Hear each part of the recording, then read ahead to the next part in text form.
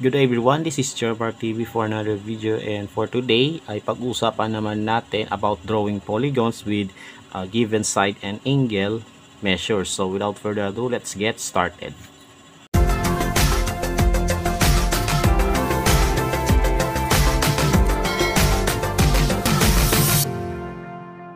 Okay, so sa topic tayo ito is magdodraw tayo ng polygons. Okay, so alam naman natin na sa earlier grades na natutunan ninyo is nagdodraw tayo ng polygons with a given number of sides like triangle, pentagon, hexagon, octagon, 'di ba? Pero dito is magdodraw ulit tayo ng polygons, kaya lang meron tayong given side and angle measures. So yung given side is yung haba ng isang side ng polygon, and then yung measure ng angles ng polygon. So ito po yung tinatawag na conditions, and sa pagdraw ng polygons ay hindi na basta-basta kasi meron na tayong conditions sa pagdraw ng polygon, which is yung given side lengths and then yung angle measurements. Kaya gagamitin natin yung ruler at yung protractor. So bagamat hindi na magiging madali sa inyo sa pagdraw ng polygons kasi nga meron tayong condition, magiging madali pa rin sa inyo kung alam niyo kung paano gumamit ng ruler, lalong-lalo na yung protractor. And of course, gagamit tayo ng lapis just in case na magkamali tayo, pwede nating burahin at itama yung pagkakamali natin, ano po. And then para sa finisher, no, gagamit tayo ng ball pen. Okay, so simulan na natin. Okay, so sa unang task ay gagawin natin is to draw a triangle whose two sides measure 4 cm and 6 cm. So gagamit tayo ng ruler para makapag-draw ng triangle, ano po. So to start, maglalagay tayo ng point. Okay, dito po. Ayan, kahit saan dyan. And then maglalagay tayo ng first side ng triangle whose measure is 4 cm. So, itong ruler, no, yung 0 sa ruler ay ilalapat mo or itatapat mo siya sa point na dinowing natin. Okay? Ayan po. Ayan. And then, saka tayo magdodraw ng line which is 4 cm long. So, from 0 to 4, magdodraw tayo ng line. Okay? Just like this one. Ayan. So, ito na po yung unang side ng triangle. So, i-label natin ng 4 cm. Okay? And then, i-check natin na nangangahulugan na na-meet natin to. Itong condition na to. Okay? Next one is the side whose measure is 6 cm. So, magdodraw tayo ng line na nagmumula dito or dito. Okay? So, dito na lang, no? Okay, and then i-adjust natin yung ruler so that makapag-draw tayo ng pangalawang side ng triangle. So, yung pangalawang side ng triangle ay 6 cm. So, yung 0, magsisimula tayo dito. And then i-adjust natin like this. Okay? Ayan po. And then, from 0 to 6 cm, magdodraw tayo ng pangalawang side ng triangle. So, dito yung hangganan. Bale, ito po yung second side ng triangle. Okay? So, this is 6 cm, no? Okay? 6 cm. Ayan. And then, since na-meet natin yung conditions to draw a triangle, so na-meet natin yung 4 at saka 6, so pwede na tayo mag-draw ng the rest of the polygon freely. Okay? Since dalawang sides ang na-draw natin, no? And na-meet natin yung conditions, so isang side na lang ang i-drawing natin to complete the triangle. So, pagdugtungin na lang natin tong dalawang points na to, itong end points. Okay? So, tawag na kasi dito ay end point. Okay? Ayan po. So, pagdugtungin natin tong dalawa, we got the triangle na hinihingi dito.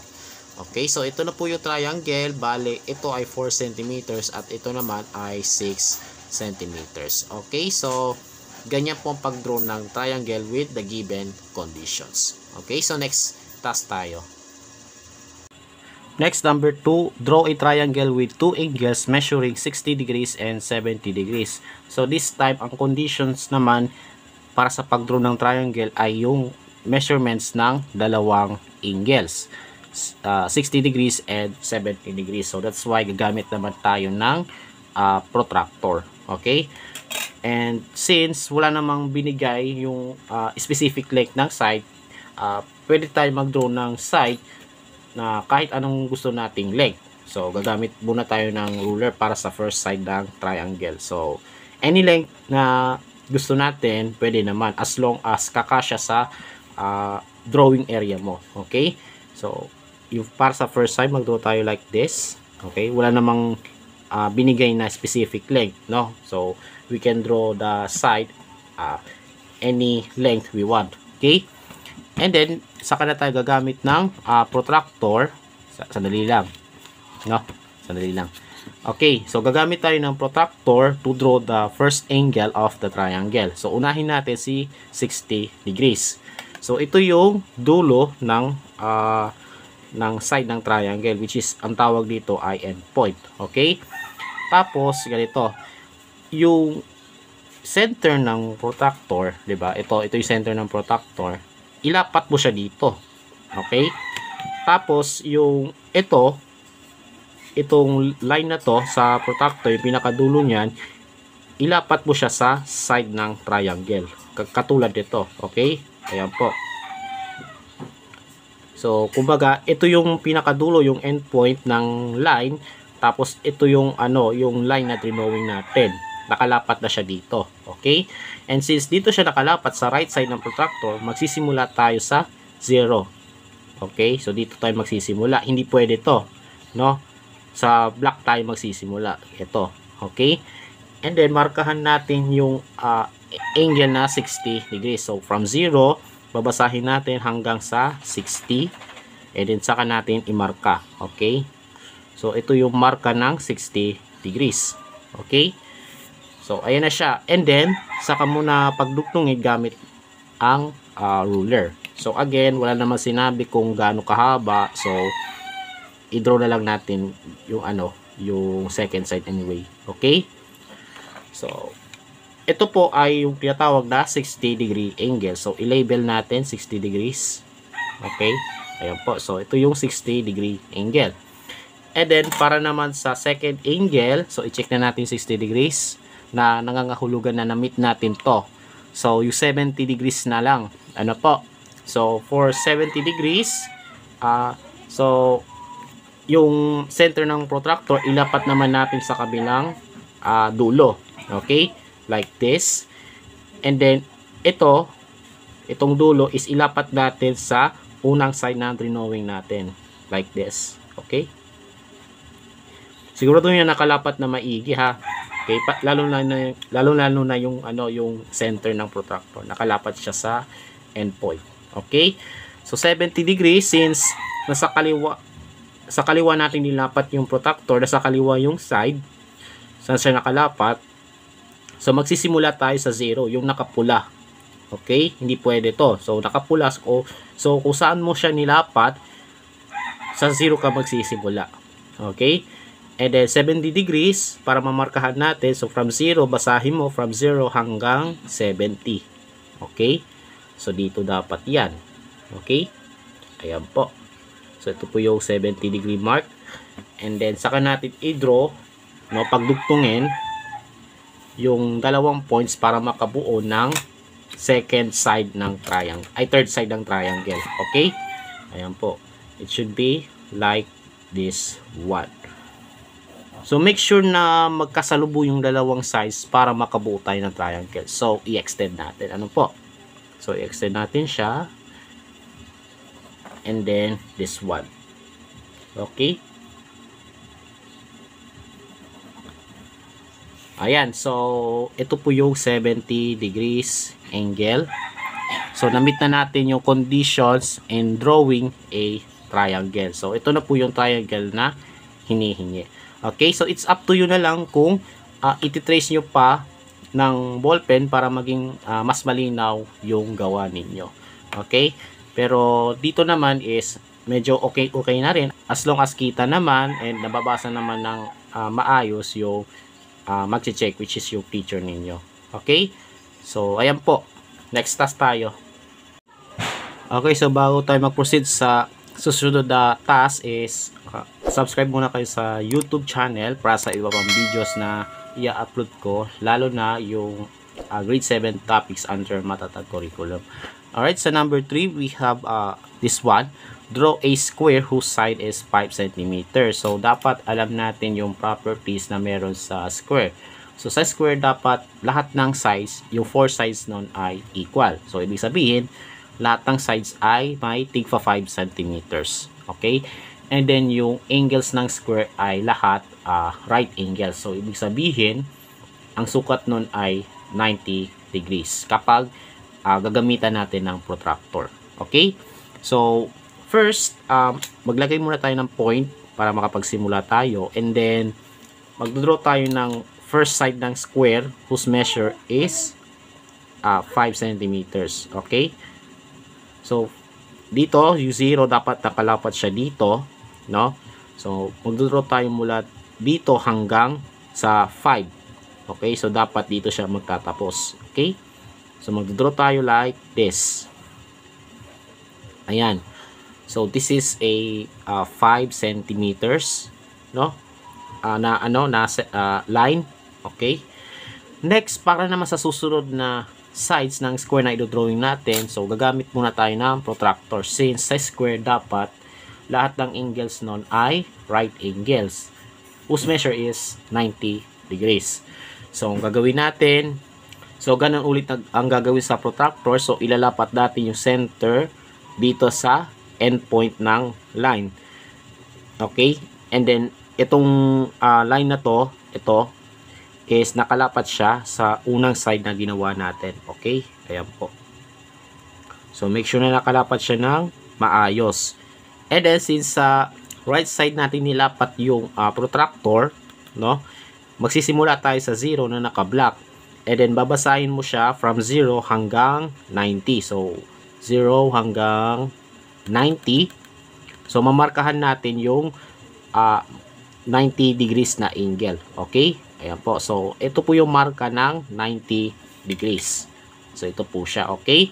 And then, saka natin pagdugtungin yung dalawang line. Kaya lang, 5 cm lang ang haba ng side na idodrawing natin. So, ito, gagawin natin 0 to. Ilalapat natin yung 0 dito sa point na to. Okay? Just like this one. So, dali lang. Ito. Ayan. Okay? So, make sure na naka-line up siya dito. And then, idodraw natin yung segment mula sa 0 papunta sa 5. Pero, pwede naman nating umpisahan sa 5 papunta sa 0. So, ito yung 5. So, dito dapat yung katapusan niya. And then, ayan na. Okay? So, we now have the second one. No? Okay? So, ito po yung right angle. Okay? Ayan po. Naka-square po siya kaya right angle. And then, we do the same thing para sa kabilang side. No? Dito, sa kabilang point. Ito po yun. No? So, again, ilapat mo lang itong center ng protractor dito. Okay? And then, itong line na to ay ilapat mo siya dito. So, make sure na nakalapat siya ng maayos dito. Okay? And then, since sa left side natin nilapat, bale, magsisimula tayo sa 0 na naka-red. And then, babasahin mo siya from 0 to 90. So, 0, 10, 20 hanggang 90. Okay? Markahan natin. And then, gamit ang ruler, pagdugtungin lang natin nito. Kaya lang, 5 cm din ang sukat. So, ito yung 5 cm kanina. Tapos, yung 0, dapat nakalapat siya dito. So, ayan. Ayusin natin. Ayan na siya. And then, magdodraw tayo ng isa pang side ng square mula sa 0 papunta sa 5. Okay? So, pwede tayo magsimula dito sa 5. And then, ayan na siya. No? Okay? Ayan na. So, ito na po yung pangalawang right angle. Okay? And then, nakatatlong sides na tayo ng square. So, isa na lang. So, make sure na naka 5 cm din siya. No?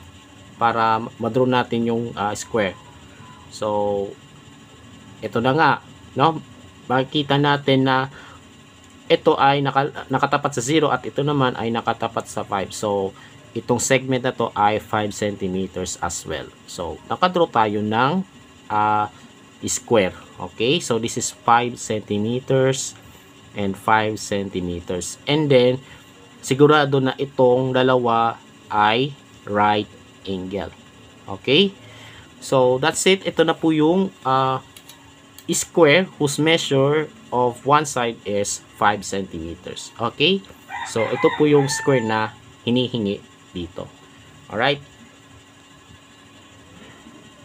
Okay, so para sa huling task na gagawin natin sa video na ito is to draw a pentagon with 3 of its angles measure 120 degrees each. So magdodraw tayo ng pentagon, no? Ang pentagon po ay may 5 sides, tapos yung tatlo sa mga angles ng pentagon ay may tigwa 120 degrees. So mukhang mahirap siya, okay? Pero alam ko na masusundan ninyo ito. Lalong-lalo na kung marunong kayong gumamit ng ruler at protractor. Okay? So, wala namang sinabi kung gaano kahabang sides, no? Wala namang binigay ni specific length of each side. So, mag-draw tayo ng side any length we want. Okay? So, kaya naman, mag-draw tayo ng unang side ng pentagon with any length. So, gusto mo natin mahaba or maikli. Huwag na masyadong mahaba or masyadong maikli, no? As long as kakasya sa working space natin. Okay? So, ayan na. Okay? So, meron na tayo unang side ng pentagon. Okay? Ayan po. So, ito po yung endpoints niya. No? Okay. And then, para naman sa susunod na sides ng triangle, make sure na mag-draw tayo ng side na susundin natin yung condition na yung angle ay 120 degrees. So gagamit tayo ng protractor. Okay? So again, ilapat lang yung protractor sa endpoint, yung center ng protractor dito. And then yung line, dapat nilapat siya nito, no? Ito nakalapat siya dito. So make sure na nakalapat na maayos to. Okay? Ayan. And then, since sa right side ng protractor tayo nakalapat, so magsisimula tayo sa 0 na nakaitim. And then, bababasahin mo siya all the way hanggang 120. So, 90, 100, 110, 120. So, ito po yung 120, mamarkahan natin. Okay? Like this. Ayan. Okay?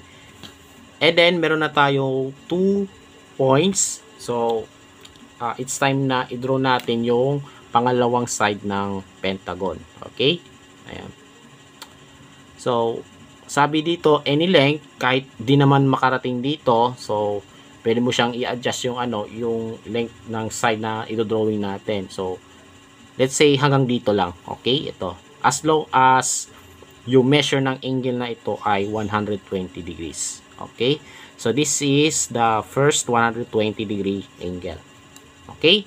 And the next one is gagawin ulit natin to, but this time sa kabila naman tayo sisimula. Okay? So ibig sabihin yung protractor, yung center ng protractor, ito ay nakalapat siya dito, 'di ba?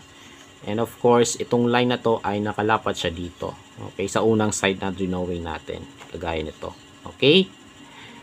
And makikita natin sa left side tayo nakalapat. So magsisimula tayo sa 0 na nakapula. Okay? Always remember po. And then, babasahin mo siya hanggang 120. So, 80, 90, 100, 110, 120. Okay? So, markahan natin yung 120 degrees. Ayan. And then, para sa pangatlong side, mag-draw tayo. No? Pero, hindi naman kailangan lampas dito.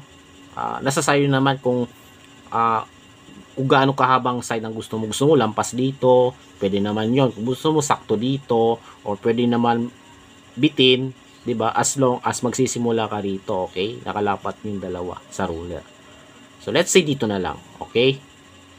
Ito yung magiging third side ng pentagon. Okay? So this is 120 degrees. So nakadalawang 120 degrees na tayo. So magdodraw pa tayo ng isa pang 120 degrees. Okay? So this time, let's say, ito na yung magiging ano natin, endpoint, no? Tapos yung center ng protractor ay nakalapat naman siya dito. Pwede rin naman dito. It's up to you nga, 'di ba? So, yeah. It's up to you. So, ilapat mo siya. And then itong line na to ay ilapat sa side na to. Okay? Nakalapat siya dito. Kagaya nito. Okay? Ayan. So, I hope na nasusundan ninyo so far. Ano po? So, sa left side tayo nakalapat. So, ibig sabihin sa red pa din tayo magsisimula. No? And then, from 0 to 120. Okay? So, mamarkahan natin yung 120. Like this one. And then, pagdugtungin natin, no? So, gamit ang ruler, maglalagay tayo ng fourth side. Okay? Ayan. So, gusto mo bitin, sakto, or lampas. Okay? So, dito na lang. Ito na lang. Okay? So, ito naman po yung pangatlong 120 degree angle. Okay? So, nakatatlong 120 degrees na tayo. So, ibig sabihin, na-meet natin yung condition sa pag-draw ng pentagon. So, dahil naka 120 nga tayo, so na-meet natin yung condition na tatlo dun sa angles ay tigwa 120 degrees. So, na-meet natin yung condition. So, makikita natin na na-meet natin yung condition na tatlong 120, tapos naka-apat na sides na tayo, 'di ba? And since pentagon has 5 sides, bale, magdodraw pa tayo ng isa pang side. So, pagdugtungin na lang natin itong dalawang ito. Okay? Gamit ang ruler, syempre. Ayan. And there you go. Meron na tayong 5-sided polygon. No? Burahin natin yung excess, yung sobra. Ayun na siya. Okay? So, nakadraw tayo ng polygon na may 5 sides, which is pentagon. And then, tatlo sa angles ay may sukat na tigwa 120 degrees. Okay? So, ito na po yung polygon na hinihingi natin. Alright, so, ang bottom line kasi dito is, sa buhay, meron tayong rules and regulations or batas na dapat nating sundin para maging maayos ang lahat. Kasi kapag hindi natin sinunod yon, no? Dito pa lang hindi natin sinunod to. Pag hindi natin sinunod to, magkakamali tayo, di ba? What more pa sa totoong buhay, pwede pa nating ikapahamak, di ba? So, kailangan natin sundin yung patakaran, no? Sa kahit anumang bagay. Kapag naglalaro tayo or naglalakad tayo, 'di ba? Nagpapasyal tayo. So, sundin natin yung rules and regulations or batas. Okay, so that's all for today about drawing polygons, and sa susunod na video is magdo-draw tayo ng regular polygons with that has 5, 6, 8 and 10 sides. Okay, so stay tuned lang po sa channel na ito. Alright, so don't forget to subscribe to my YouTube channel para sa ibang mga videos na i-upload ko, and follow me also on my TikTok account. Stay safe, God bless, and as always, have a great day to all.